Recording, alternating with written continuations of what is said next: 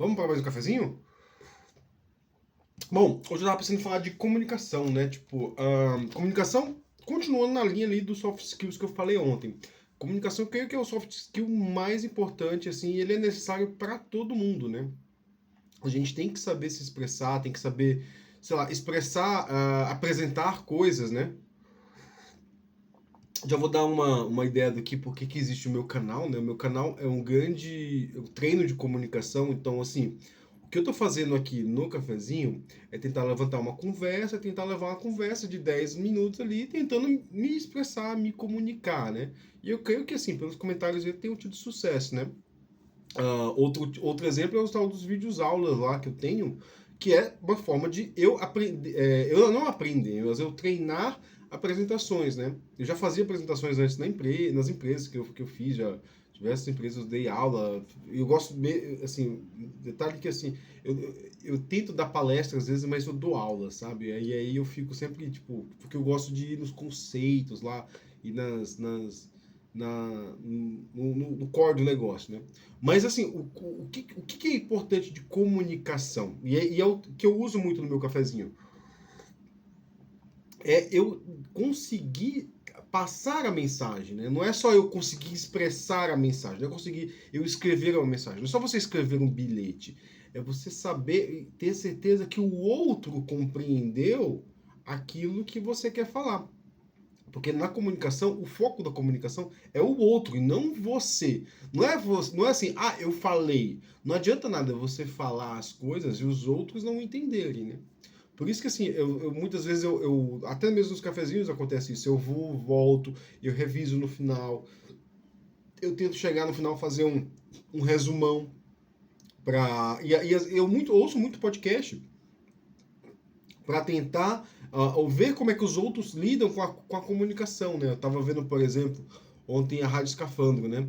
E aí eu percebi que muitas vezes o entrevistador ele cortava, ele estava entrevistando alguém, né? O Tomás Craverini estava entrevistando alguém, a jornalista a Felizado, né? Agora eu esqueci o primeiro nome dela. Ele estava entrevistando ela, ele cortava uma frase dela e ele narrava no meio, né? Aí por que isso aí?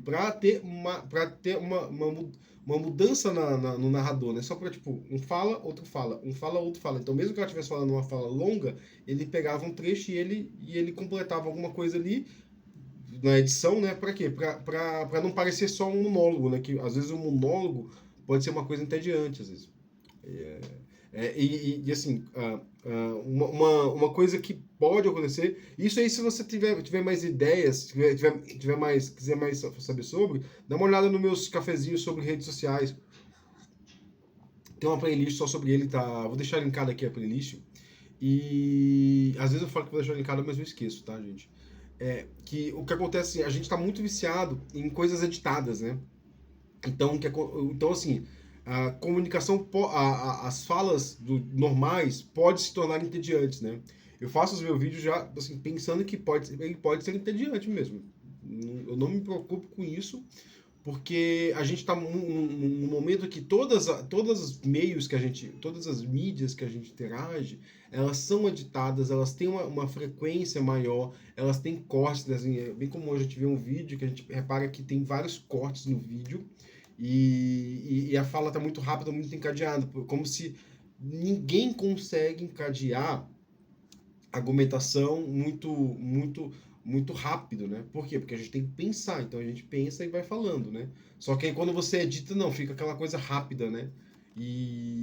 Até porque no vídeo você vai e você volta, mas quando você está se expressando na sua empresa, lá, quando você está numa reunião, está falando, pô, o que eu fiz? A pessoa não tem como voltar no que você falou. Então muitas vezes você vai ter que falar assim, ó, eu fiz tal coisa, ou você vai ter que tentar, sei lá, saber se as pessoas entenderam, né? E aí eu faço muito isso. Eu perguntei, vocês entenderam? Tem alguma dúvida, né? Eu paro, quando eu estou explicando, né? Eu tenho feito muitas reuniões de architecture. A gente tem uma reunião lá, quando tem um problema muito grave, e eu sempre estou nesses problemas muito graves, o que acontece? Eu chego e me dão um problema, ó, tá acontecendo isso. E aí eu tenho que fazer uma análise do problema, e o problema sempre é muito grave, né? E e aí eu faço uma análise do problema, proponho uma ou duas soluções, e aí vai ter uma reunião de arquitetura, onde eu vou expor o problema, aí eu tenho que chegar na causa raiz do problema, né? Expor uma ou duas soluções ali para resolver aquele problema, né? E aí vai ter a decisão da arquitetura ali, a arquitetura vai ter que ver, até porque a arquitetura vai ter que saber assim, pô, mas isso acontece em outros lugares também, né? Como, como a gente trabalha com Kafka Streams, né? Tipo, a maioria das vezes a gente tem um produto só com Kafka, quer dizer, a gente tem um framework com Kafka Streams que tem vários produtos, né? E aí, normalmente a arquitetura vai só falar, no último problema que eu tive, assim, você fala assim, não, então tal, o cliente tem que atualizar isso as soon as possible, né? E aí eu tenho que fazer essas apresentações, que às vezes demoram muito, assim, muito. Tem diretor, às vezes, tem. Se o pepino é muito grande, tem diretor. Então eu tenho que me expressar muito bem. E aí eu tenho que me expressar também, outra coisa que eu tenho que fazer, né?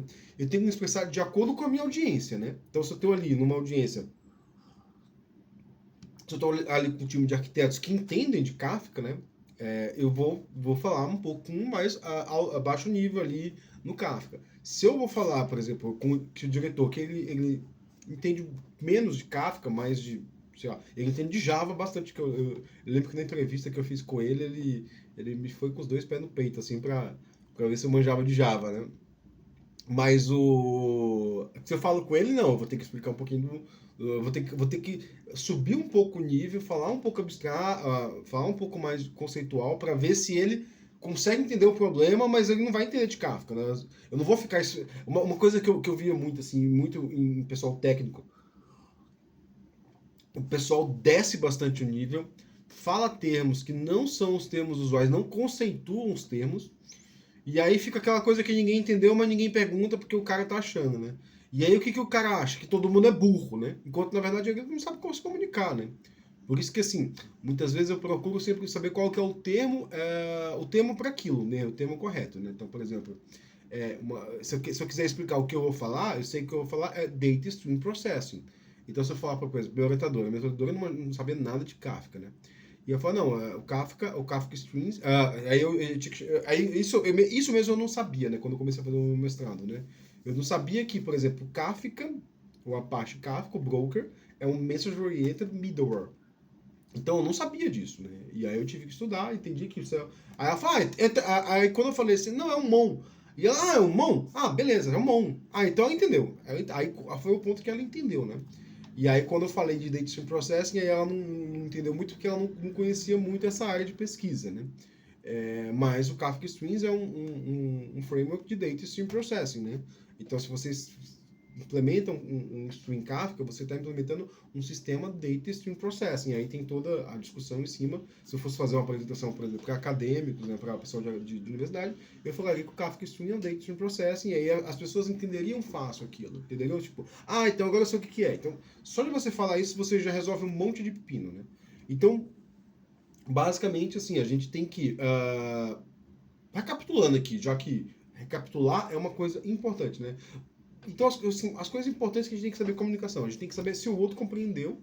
Para isso, o que a gente pode usar são perguntas, né? Perguntas retóricas, né? Eu faço muito perguntas retóricas, né? Até mesmo quando eu estou escrevendo no Twitter, que é aquela pergunta que eu jogo ali, mas não sei o quê, né? Tipo, que eu já jogo ou para mudar para mudar o foco da conversa, ou para trazer uma outra questão, né? Para trazer um outro viés, né? Ou para já prever questões que podem vir a acontecer, né?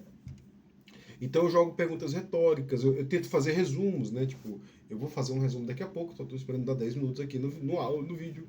Então eu tento fazer um resumo, eu tento saber se o outro compreendeu, né? Sempre assim, e eu acho muito importante a gente não deixar a dúvida crescer, né? Então, se você está fazendo uma apresentação, se você está se comunicando, tipo, fala um tema, depois você pergunta se tem dúvidas, fala o tema, depois pergunta se tem dúvidas. Por quê?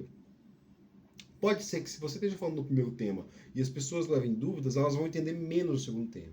Mas se você resolve as dúvidas do primeiro tema e passa para o segundo, pode ser que as pessoas vão compreender melhor o segundo tema. Então, assim, o que você tem que estar focado é assim, as pessoas estão compreendendo. Né? Se as pessoas não estão compreendendo, não é porque elas não são burras, né? Porque essa mentalidade do dev médio ali, Que é muito comum, porque muitas vezes é a única pessoa que entende de tecnologia na família, então ele acha que todo mundo é burro, né? Na verdade, é só ele que aprendeu a linguagem de tecnologia, né? Mas assim, agora deu 10 minutos, vou fazer um resumo, né? Então, o que a gente tem que falar de comunicação, né? Falar de comunicação, a gente tem que estar sempre focado. Se o outro está entendendo o que a gente fala, porque na teoria da comunicação é mais importante o outro compreender do que a própria corretude da mensagem. Então, isso é parte da teoria da comunicação. Então, é mais importante o outro compreender o que está acontecendo, qual é a sua mensagem, compreender corretamente, né? Porque não adianta você falar, o outro compreender algo diferente, né? Então, uma coisa que eu peço muito é pro outro, então me faz um resuminho aí do que você entendeu, né? Que aí quando a pessoa faz o resumo, eu posso corrigir. Ah, é importante também a gente treinar a comunicação, né? Treinar como a gente se apresenta, né?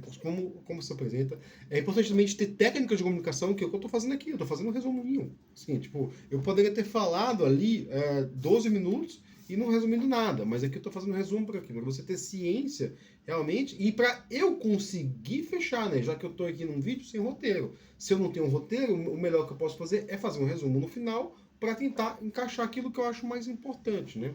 E acho que é isso, né? Tipo, comunicação é o mais importante do nosso trabalho, assim, tipo, eu já vi até tem uma vez que eu falei de linguagem, escrevi de linguagem de programação, que linguagem de programação, programar é uma forma de comunicação, é onde você expressa para o computador aquilo que você quer que ele faça. E aí você pode usar toda a teoria de comunicação aí, que, tipo, o importante é fazer bem feito, não é importante o programa, né? Mas, sei lá, tipo, e eu acho que é isso, pessoal. Eu espero que esse vídeo tenha te ajudado. Esse é o meu cafezinho de hoje sobre comunicação. Obrigado e bom dia.